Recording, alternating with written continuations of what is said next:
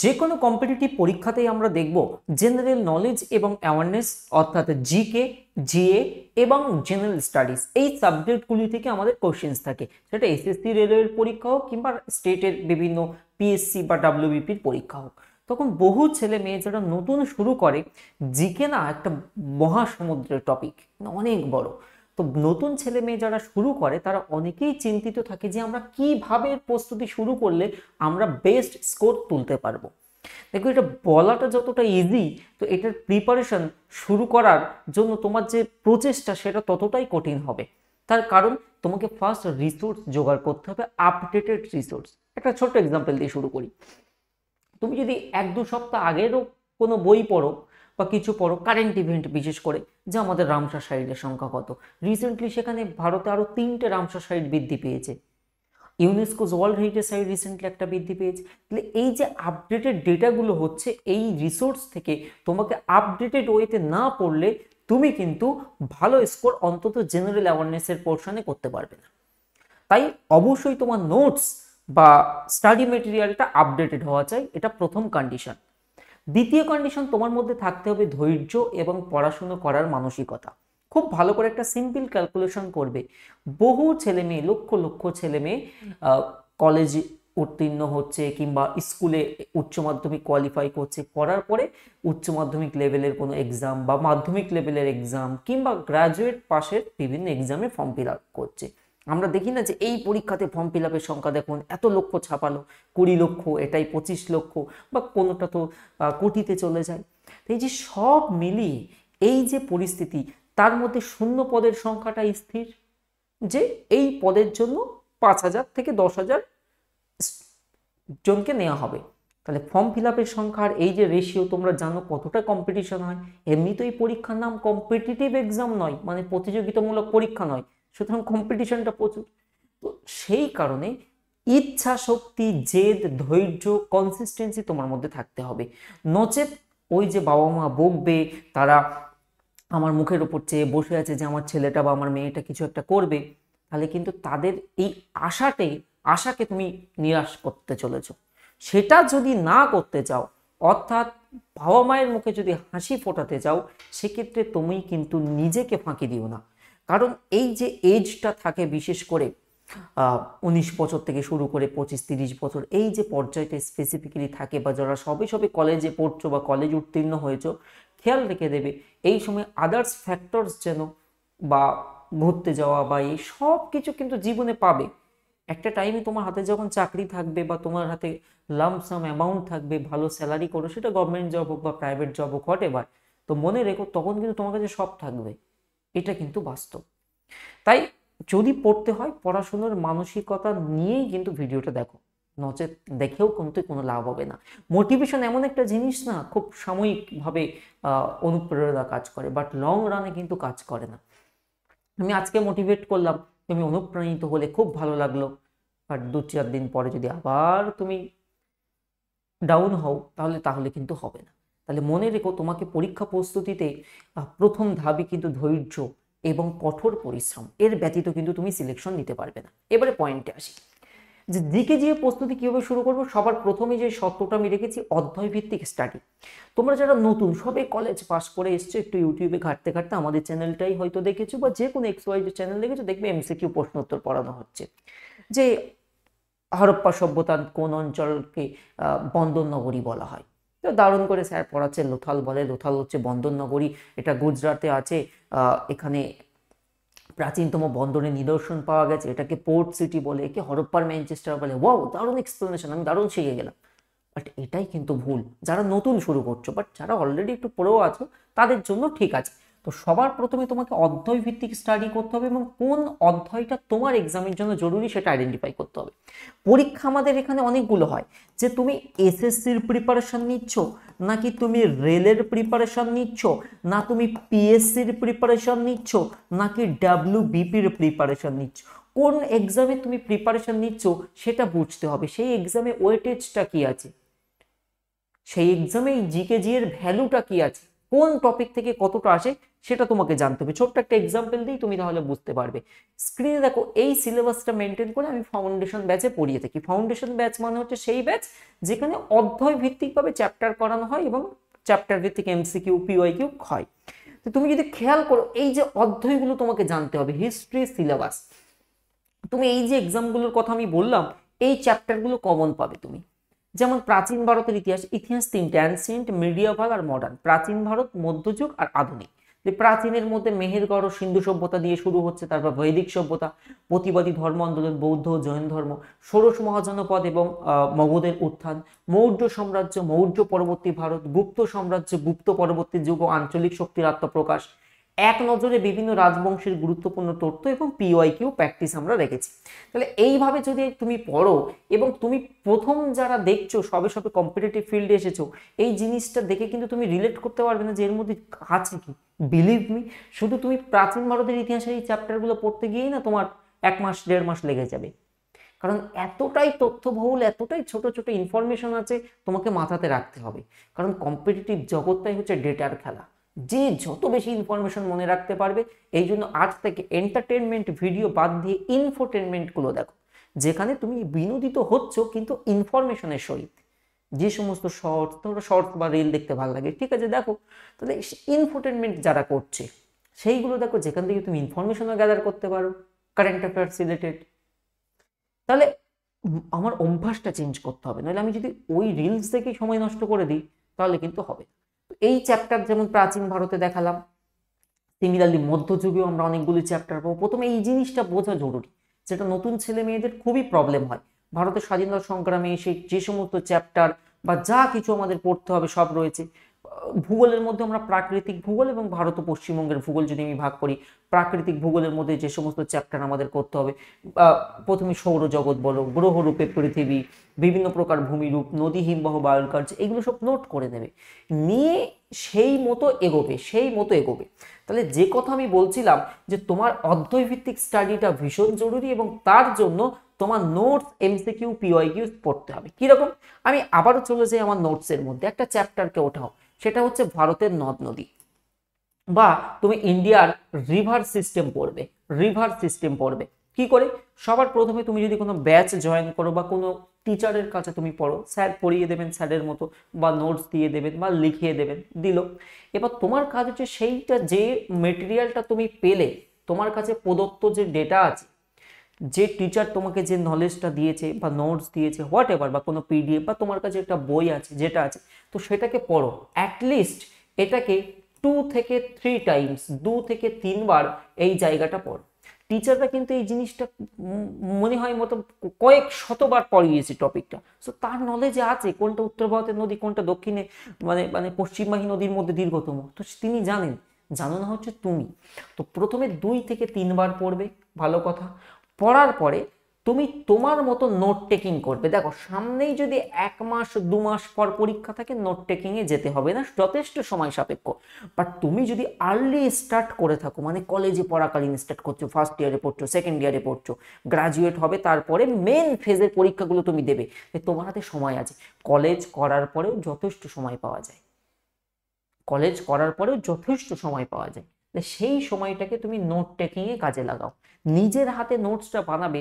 এবং কম্পিটিটিভ ফিল্ডে মোটামুটি তুমি 3 থেকে 4 বছরের টাইম স্প্যান নিয়ে চলো, যে সময়ের মধ্যে তোমার সিলেকশন নিতে হবে ম্যাক্স টু ম্যাক্স। তারপরেও তুমি যদি অপেক্ষা করো, আমার মনে হয় অন্য ক্যারিয়ারে সুইচ করে যাওয়া ভালো। কারণ বয়স বেড়ে যাবে, এইজের একটা প্রেশার আসবে, বা তত কম্পিটিশন বাড়বে। সুতরাং চেষ্টা করতে হবে first attempt, max to max মোটামুটি 3 থেকে 4টে, এর বাইরে গেলে না তুমি আর মোটামুটি অধৈর্য হয়ে যাবে। সেই জন্য ফার্স্ট অ্যাটেম্পটে তোমার টার্গেট রাখতে হবে, আদারওয়াইজ আমার সেকেন্ড থার্ড অ্যাটেম্পটে যাতে আমি সিলেকশনটা নিতে পারি, তো প্রচেষ্টা রাখতে হবে। নইলে ওই যে ফর্ম ফিল আপ করছে, কম্পিউটারে সাইবার ক্যাফেতে যাচ্ছে, বন্ধুরাও করছে, তুমিও করছো, এটা কিন্তু যেন মিস্টেক না হয়। তো 2 থেকে 3 টাইমস প্রথমে রিডিং পড়লে, তারপর নিজের মতো করে নোট করলে, বাস বইটা বন্ধ করো, লাঞ্চ করো, ডিনার করো, হোয়াট এভার করো। রাতে একবার শুতে যাওয়ার আগে জাস্ট পাতাটা একটু উল্টালে, পড়তে হবে না, একটু জাস্ট উল্টালে, চোখের মধ্যে জাস্ট ভিজুয়ালাইজ করলে বিষয়টাকে, যে কি ছিল কোন জায়গায়। যেমন দেখবে কিছু কিছু জিনিস সবারই মনে থাকে। ছোটবেলায় কোন একটা কবিতা পড়েছিলে, দেখো জাস্ট 2, 3, 4 কবিতার কথা বলি, দেখবে মাথায় আছে যে উপরে কবিতাটার নাম ছিল, তারপর লেখকের নাম ছিল, তারপর ছোটবেলার কবিতা তো যেমন ছোট ছোট এরকম বড় লম্বা হতো, তো এইরকম লম্বা মতো ছিল প্যারাগ্রাফটা, এই পাশে এরকম একটা ছবি ছিল। এই যে ভিজুয়ালাইজ, দেখো আজ থেকে কত বছর আগে আমি পড়েছি, তুমিও তাই। তো সিমিলারলি জাস্ট ভিজুয়ালাইজ করো বিষয়টাকে, করে গুড নাইট হও, তারপরে তুমি তোমার মতো রুটিনটা একটা তৈরি করো। এইভাবে এই চ্যাপ্টারটা থিওরি পোর্শন শেষ। পরের দিন সকালে তুমি যখন উঠলে, তোমার কাজ হচ্ছে এটা আর পড়া যাবে না, পরের দিন সকালে তুমি এসো মক দিতে। মকটা কিরকম? মকটা হবে পিওয়াইকিউ এর ওপর থেকে, যে এই চ্যাপ্টার উপরে পিওয়াইকিউ কোশ্চেন হোক কিংবা কোনো এই চ্যাপ্টার উপরে মডেল এমসিকিউ হোক, সেগুলো কেমন হয় আমি কটা অ্যাটেম্প্ট করতে পারি। ফর এক্সাম্পল নদ নদীর ওপরে তোমার টিচার যে এমসিকিউ গুলো করিয়েছে, ফর এক্সাম্পল 30টা এমসিকিউ করিয়েছেন, এবারে তুমি অ্যাটেম্প্ট করতে যাও, গিয়ে দেখো কটা করতে পারছো। ফর এক্সাম্পল তুমি 20টা করতে পেরেছো, হুইচ ইজ গুড ফার্স্ট অ্যাটেম্পটে। তাই তুমি যখনই 20 করতে পেরেছো, তাহলে এই যে -10 হলো কেন হলো, এবারে তুমি অ্যানালিসিসে বসবে। তুমি এখনো কিন্তু বাঁধ, হ্রদ, জলপ্রপাত পড়তে যাচ্ছ না, তুমি এখনো কিন্তু নদীতে আটকে আছো। তুমি কি করলে? মক দিলে, নোট টেকিং করলে, পড়লে, নোট টেকিং করলে, ঘুমালে, সকালে উঠে মক দিলে বা পিওয়াইকিউ দিলে, হ্যাঁ, দিয়ে স্কোরটা এবারে জানলে। ওই ওই দিতে গিয়েই যে জীবনের বেস্ট রিভিশন এবং বেস্ট নলেজ গুলো বেরোয় তুমি যখন এক্সামটা দেবে। এই যে -10 হলো, এটা কেন হলো, ওয়াই, তার উত্তর খুঁজতে যে যে প্রশ্নগুলো হয়নি সেই প্রশ্নগুলিকে মার্ক করো, যে আমি এটা পারিনি। তুমি জানো না মানে পারোনি, আর তুমি যদি জানতে তাহলে পারতে। তোমার যদি মনে থাকতো তাহলে তুমি পারতে, তোমার মনে নেই বলে তুমি ভুলে পারোনি, হুইচ ইজ ট্রু। এবার এই ভুলে যাওয়াটা হচ্ছে চিরন্তন সত্য। আমরা নতুন যত কিছু মেমোরিতে লোড হবে, পুরাতন কিছু ভুলবো, এটা স্বাভাবিক জিনিস, প্রকৃতির নিয়ম, তো এটাতে ঘাবড়ানোর কিছু দরকার নেই। এই যে -10 হলো 10টা কোশ্চেন, 10টা কোশ্চেন যেহেতু তুমি রিভার চ্যাপ্টার সবে পড়েছো জানো, এবারে তুমি নোট খুলে জিনিসটা বা বই খুলে আর একবার পড়ে নাও, বাস ডান, এগিয়ে যাও পরের চ্যাপ্টারে। জলপ্রপাত এগো, সেম ওয়েতে জলপ্রপাত পড়ো, সেম ওয়েতে জলবায়ু পড়ো, এইভাবে এই চ্যাপ্টার শেষ করতে মনে করো তোমার 15 দিন লাগলো, ভেরি গুড। 15 দিন পরে একটা দাও মেগা মক টেস্ট, যেখানে অল চ্যাপ্টারের কোশ্চেন থাকবে। দেখো তো তোমার নাম্বার কি আটকায়, কোন পরীক্ষায় আটকাবে নাম্বার। এটা হচ্ছে বেস্ট ওয়ে, আজ আমি তোমাদের সঙ্গে শেয়ার করলাম, মনে থাকবে। তাহলে এই স্ট্র্যাটেজিটা করো, এবং ওই যে এক সপ্তাহ পরে তুমি যখন এটা দেবে, নতুন করে রিভিশন করার দরকার নেই। অনেক সময় রিভিশনটা মাস্ট, বাট অনেক সময় দেখবে রিভিশন করতে গেলে ঘুম পাবে। যদি তুমি 11-এ পড়েছিলে, পাস করে 12-এ উঠে গেছো, যদি সামনের বছর আবার বলা হয় তুমি 11-এ পড়ো, সেম বই দেখে যতই দেখো মনে হয় না, তুমি রানিংয়ে মাধ্যমিক দিয়ে ফর এক্সাম্পল, তুমি রানিংয়ে মাধ্যমিক দিয়ে ফর এক্সাম্পল 600 পেয়েছিলে, তো আমি যদি এখন এমন স্ট্র্যাটেজি লাগাই যে পরের বছর গিয়ে আমি যদি মাধ্যমিক দিই, তাহলে হয়তো আমি 650 পেয়ে যাবো। দেখো হতে পারে কি হতে পারে না, এটা নিয়ে আমি বিতর্ক যাচ্ছি না, মেবি হতে পারে, বাট ওই সেম জিনিস অনেক সময় আমাদের মধ্যে বোরিং জিনিসটা নিয়েছে এবং ঘুম পাবে। এর জন্য তুমি যখনই না এই রিভিশন জিনিসটা করবে, ওটা মক টেস্টের মাধ্যমে করো। ওই যে 15 দিন পরে বা এক সপ্তাহ পরে যখন তুমি মেগা টেস্ট দিচ্ছ, তখন মনে করো 100টা এমসিকিউ ছিল মেগা মক টেস্টে, 100-র মধ্যে তুমি মাত্র আমি ধরে নিলাম 60 পেলে, তাহলে বাকি যে 40 পেলে না, এতগুলো চ্যাপ্টারের মধ্য থেকে বাকি যে 40 পেলে না, তখন এবারে সব যেটা যে চ্যাপ্টারের কোশ্চেন তুমি দেখেই তখন চিনতে পারবে। বিলিভ মি, একটা প্রশ্ন ছিল ম্যাঙ্গানিজ উৎপাদনে ভারতের কোন রাজ্য শীর্ষস্থানে আছে, তুমি পারোনি, ধরে নিলাম। তখন এবার তুমি কি করলে, ভারতের খনিজ চ্যাপ্টা কোথায় আছে, বই উল্টাবে, হ্যাঁ খনিজ শক্তি সম্পদ আমার 10 নাম্বার ক্লাস, ওটা একবার দেখে নি।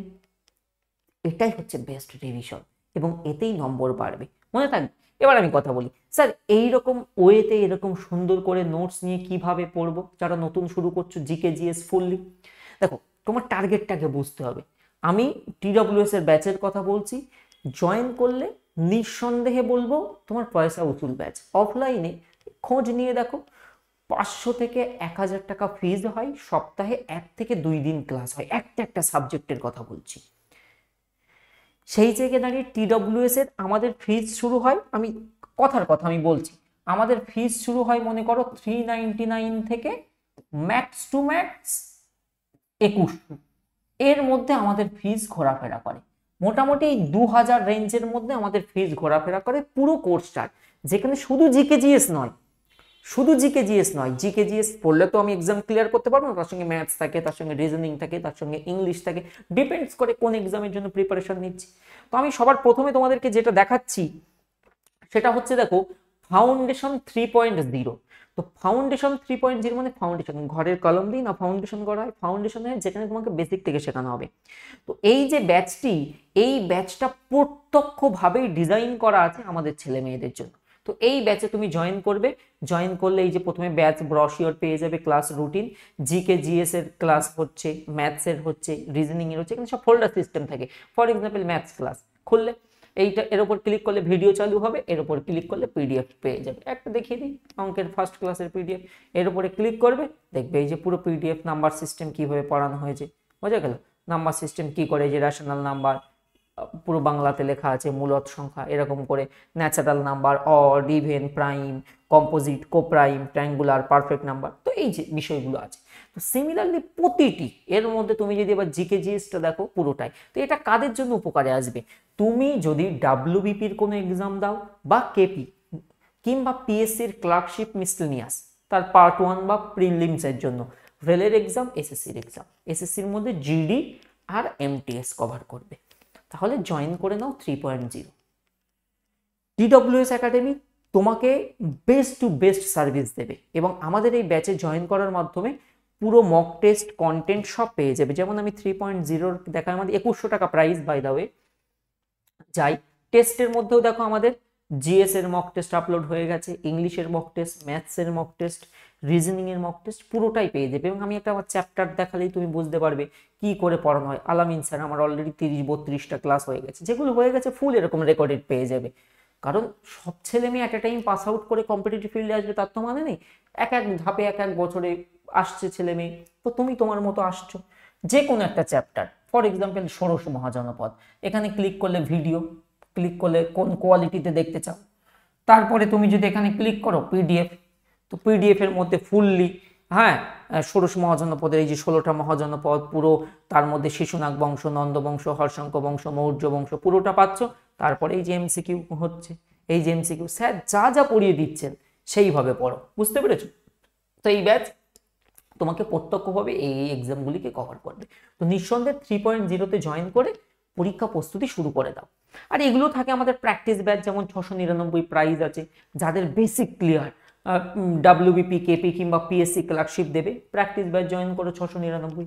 টেটের জন্য আমাদের টেটের ক্লাস চলছে, সব আলাদা আলাদা শিক্ষক দিয়ে আমাদের সুন্দর করে, যেমন এটি এসএসসি রেলের পিওয়াইকিউ এর ব্যাচ, মাত্র 599 প্রাইজ আছে, এখানে জাস্ট পিওয়াইকিউ হচ্ছে এসএসসি এবং রেলের। আর কম্বাইন্ডে তুমি যখন জয়েন করবে পুরোটাই একসাথে পেয়ে যাবে। তো অবশ্যই টিডব্লিউএস একাডেমি অ্যাপ প্রথমে গুগল প্লে স্টোরে গিয়ে ওপেন করো। তুমি চাইলে এরকম কম্পিউটারেও ক্লাস দিতে পারবে। এবং সবচেয়ে বেস্ট পার্ট কি জানো, যদি তোমাদের মধ্যে কেউ এসএসসি এবং রেলের টার্গেট করে রাখো না, এখানে আমরা যে অনলাইনে মক টেস্টগুলো রাখি, ফর এক্সাম্পল এটা আমাদের জিডির মক টেস্ট, তুমি তোমার ব্যাচে মক টেস্ট পেয়ে যাবে, চিন্তার কারণে। এই যে আমরা মক টেস্টগুলো রাখি অ্যাজ ইট ইজ পরীক্ষাতে যেরকম ইন্টারফেস থাকবে সেই রকম। এই রকম আমি টেস্ট নম্বর 1 অ্যাটেম্পটে যদি আমি ক্লিক করি, পুরো একদম পরীক্ষাতে যেরকম তোমার থাকবে সেই রকম পুরো ইনস্ট্রাকশন, একদম পরীক্ষাতে সিস্টেমটা এরকম থাকে।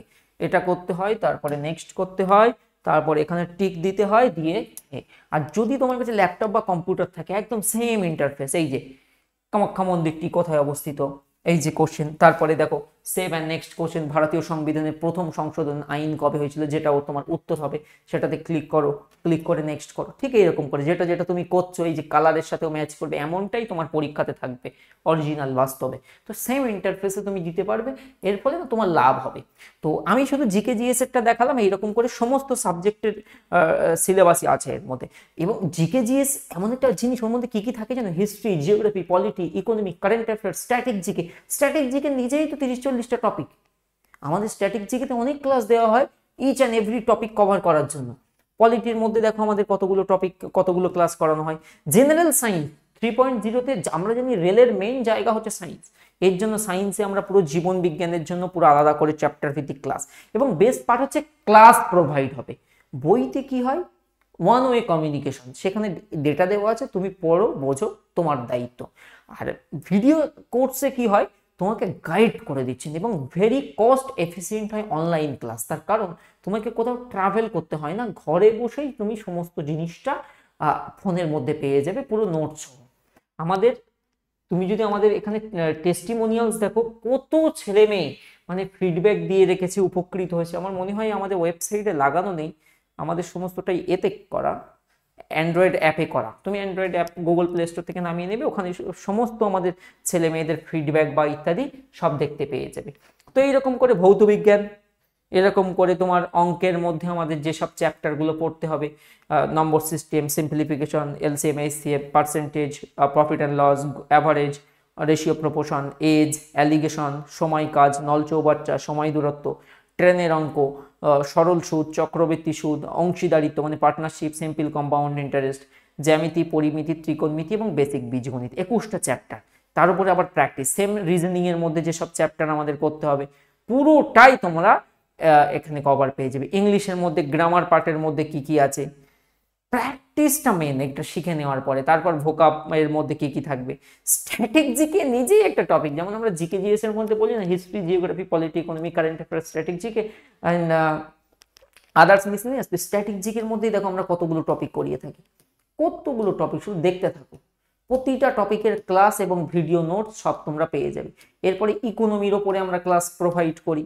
তো মোটামুটি তোমার কম্পিটিটিভ এক্সামের জন্য যা যা দরকার সবটাই প্রোভাইড করা হয়। তোমরা শুধু TWS একাডেমি অ্যাপ ওপেন করো, ওপেন করে ফোন নাম্বার দিয়ে লগ ইন করো, অ্যাকাউন্ট তো খুলতে পারবে। তারপরে তোমরা যেটা করবে, পেইড কোর্স অপশনে ক্লিক করে যারা নতুন প্রিপারেশন স্টার্ট করছো 3.0 ব্যাচে অ্যাডমিশন হবে। কোনো প্রবলেম হলে নিচে দেওয়া এই যে হেল্পলাইন নম্বরে কথা বলে নেবে। সোম থেকে শনি আমাদের টিম উপলব্ধ থাকে, সকাল 10টা থেকে সন্ধ্যা 7টা পর্যন্ত। ধন্যবাদ। অ্যাপে সরাসরি ভর্তি হওয়ার চেষ্টা করবে, কেননা আমাদের যেহেতু প্রচুর স্টুডেন্ট, প্রচুর কল আসে যেটা আমরা রিসিভ করে উঠতে পারি না, তাই চেষ্টা করবে নিজে নিজে হয়ে যাওয়ার।